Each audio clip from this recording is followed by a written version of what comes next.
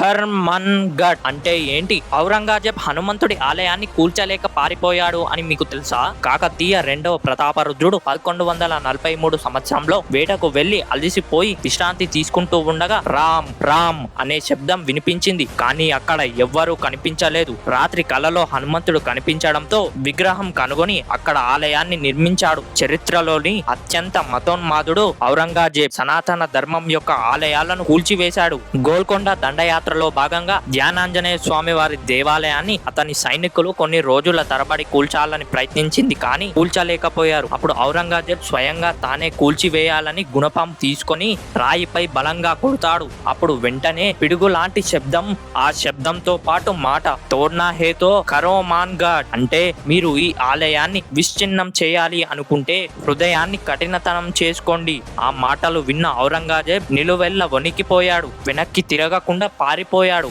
అప్పటి నుండి ఖర్మన్ గఢ్ దేవాలయంగా పూజలు అందుకుంటున్నాడు ఆ ఆంజనేయ స్వామి. అందరూ సబ్స్క్రైబ్ చేసుకొని జై బజరంగ్ బలి అని కామెంట్ చేయండి.